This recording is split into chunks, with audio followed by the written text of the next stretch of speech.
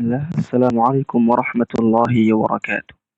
Alhamdulillah wassalatu wassalamu ala rasulillah wa ba'd. Was Ulumul Quran semester 1 yang diampu oleh Dr. Haji Ahmad Alim LCMA yang akan disampaikan oleh Saudara Muhammad Idris Zikri dalam presentasi ringkasan pelajaran Ulumul Quran semester 1 dalam beberapa bab yang telah diambil sebelumnya dan melanjutkan untuk saat ini.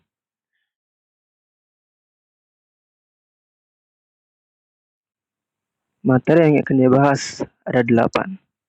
Yang pertama masuk ke bab 7, struktur bahasa Arab dalam Al-Quran. Bab 8, disiplin ilmu dalam Al-Quran. Bab 9, Al-Mubham dalam Al-Quran. 10, Israiliyat dalam tafsir Al-Quran. 11, ilmu munasabat. 12, Al-Ashbah wan Nadhair. 13, metode penafsiran Al-Quran. 14, infiltrasi dalam penafsiran Al-Quran.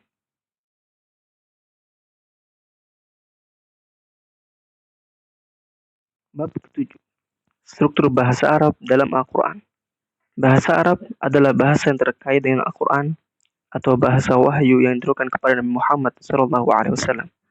Bahasa Quran juga bahasa yang sistematik dan sensitif. Urgensinya, bahasa Arab adalah bahasa Islam. Imam Syafi'i dalam kitabnya Ar-Risalah mengatakan, bahasa Arab itu sangat penting karena dengannya akan mampu menyingkap hal yang umum dalam Al-Quran. Dan juga Syekhul Islam Ibn Taimiyah mengatakan bahasa Arab itu termasuk bagian agama, sedangkan mempelajarinya adalah suatu hal yang wajib. Ungkapan dalam bahasa Arab dan klasifikasinya. Pembahasan ini bisa ditemui dalam ilmu balaghah dan juga usul fikih yang membahas tentang susunan kata bahasa Arab yang luas maknanya. Allah Subhanahu wa taala berfirman, "Inna anzalnahu Qur'anan Arabiyyan la'allakum ta'qilun." Sesungguhnya kami telah menurunkan Al-Quran dalam bahasa Arab agar kalian manusia berpikir dan berakal. Surat Quran Yusuf ayat 2.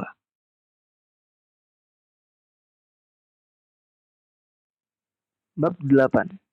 Disiplin ilmu dalam Al-Quran. Imam Asyuti mengatakan segala ilmu telah dibahas di dalam Al-Quran. Dan juga dalam Al-Quran telah disebutkan bahwasanya Al-Quran adalah petunjuk atau penjelas sebagai segala sesuatu. Rasulullah SAW bersabda, akan terjadi banyak fitnah. Lalu para sahabat bertanya, apa solusi untuk selamat darinya? Rasulullah SAW menjawab, berpeganglah dengan kitab Allah. Di dalamnya ada berita sebelum dan sudah kalian. Dan ada hukum syariat yang berlaku untuk kalian. Ilmu yang diambil dari selain Al-Quran akan menimbulkan masalah. Seperti ilmu-ilmu yang dibuat oleh manusia tanpa ada dasar keilmuan itu sendiri. Ilmu dibagi menjadi 2, yaitu al-khabarus shadiq, yaitu ma qalahu rasul, ma qala Allah wa qalahu rasul. Itu perkataan Allah Subhanahu wa taala dan rasulnya. Dan yang kedua, ilmu yaitu al-bahthu al-muhaqqaq, sesuatu yang empiris yang diikat dengan kehendak Allah, seperti sains, teknologi dan ilmu-ilmu yang lainnya.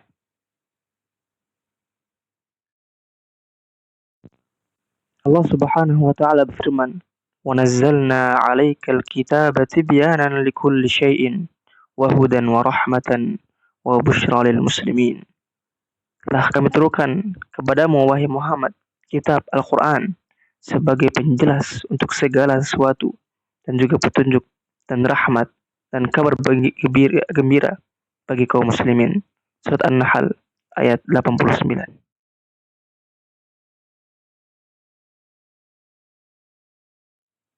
Bab 9. Al-Mubham dalam Al-Quran.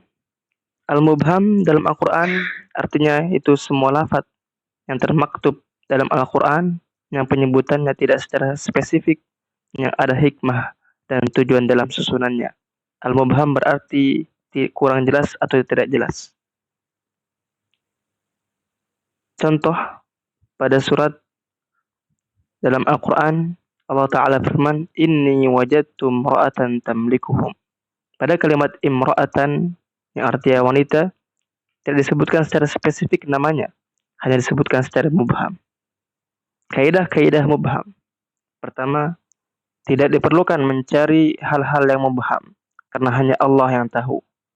Yang kedua, tidak perlu panjang lebar untuk mengetahuinya. Yang ketiga, ilmu mubham tergantung pada dalil nakli saja.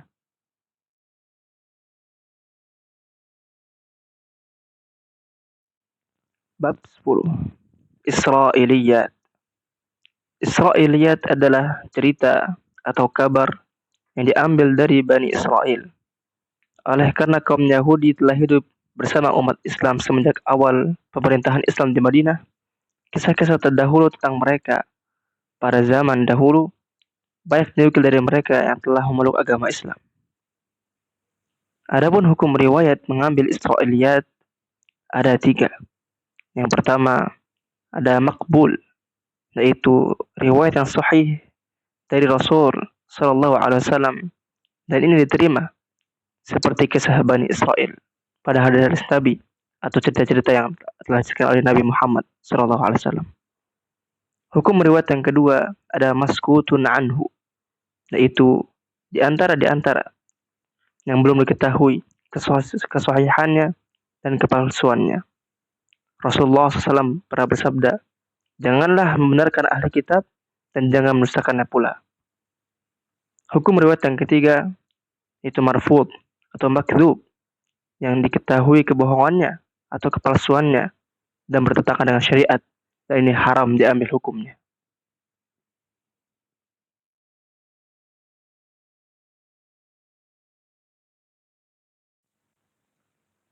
Bab 11. Ilmu munasabat.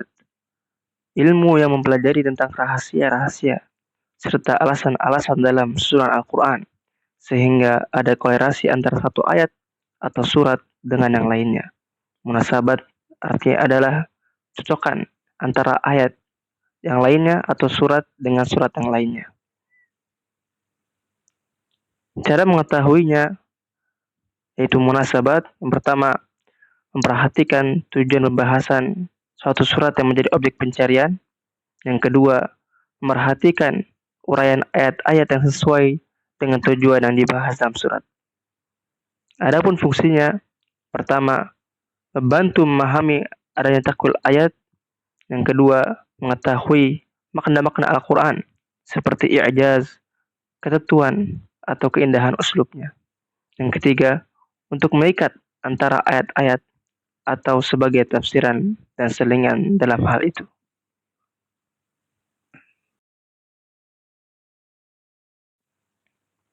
Bab ke-12.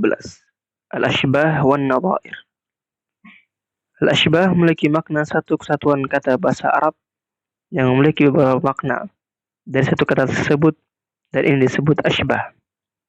Adapun Nadhair yaitu satu makna yang berasal dari beberapa kata yang berbeda pada satu kalimat, ini disebut juga an-nadhair, yaitu satu kalimat yang memiliki luas makna atau satu makna yang memiliki teman dari beberapa kata atau ribuan kata.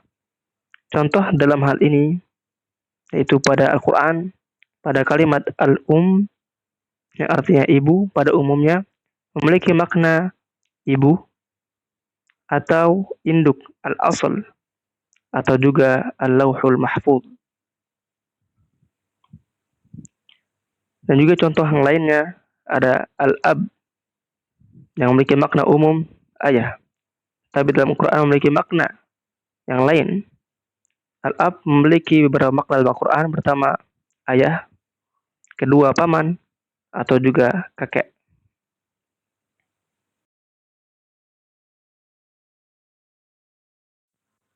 Bab 13.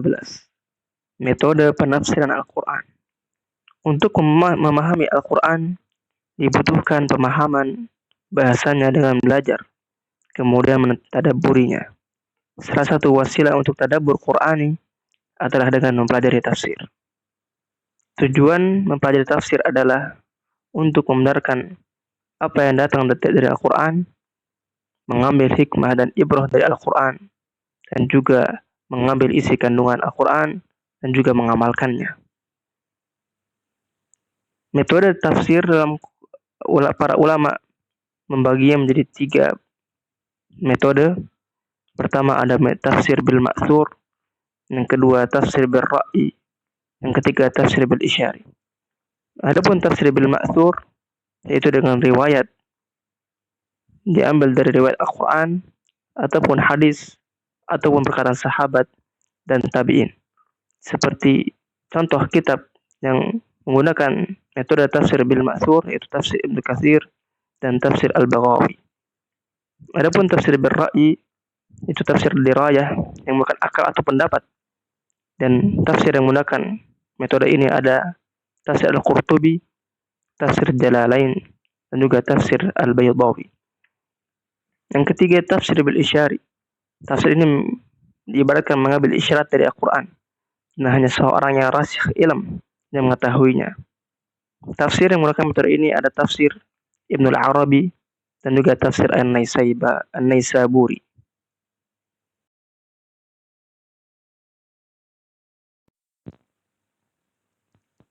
Syarat-syarat mufassir. Sebagai mufassir harus memiliki kriteria. Yang pertama, akidah yang lurus. Yang kedua, ikhlas dalam menafsirkan Al-Quran. Yang ketiga, mengambil dari riwayat yang sahih. Yang keempat, menguasai ilmu bahasa Arab. Yang keenam, menguasai ilmu Al-Quran. 7, berakhlak karimah. 8, mengamalkan ilmunya, dan lain-lain. Manhaj penafsiran. Ulama tafsir membagi cara-cara atau thariqah dalam penafsiran Al-Quran. Yang pertama ada tafsir tahlili, 2 tafsir ijmali atau secara global, ketiga tafsir al-mawdu'i atau tafsir tematik, keempat tafsir al-muqarin, tafsir perbandingan, yang kelima tafsir maqasidi.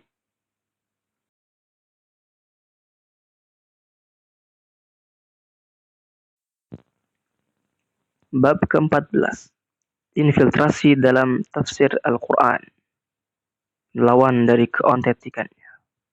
Infiltrasi ad-dakhil fi tafsir Al-Quran, yaitu sebagai penyusup atau perusak tafsir itu sendiri. Desakralisasi Al-Quran. Lahirnya gerakan liberal yang meliberalisasi dan merusak syariat Islam melalui perubahan metodologi ijtihad. Yang kedua, meracuni pemikiran Islam melalui perubahan tafsir Al-Quran atau dekonstruksi. Ketiga, penyebaran pikiran atau paham pluralisme agama. Faktor penyebab ad-dakhil fi tafsir Al-Quran. Yang pertama, ada faktor politik dan kekuasaan untuk kepentingan pribadi, orientalisme, faktor fanatisme buta oleh sebagian kelompok, faktor penyimpangan ideologi, dan ketidaktahuan atau kebodohan mufassir atau para ulama zaman sekarang. Semoga Allah Subhanahu wa taala menjaga kita dari ad-dakhil fi tafsir Al-Quran menuju al-asil fi tafsir Al-Quran.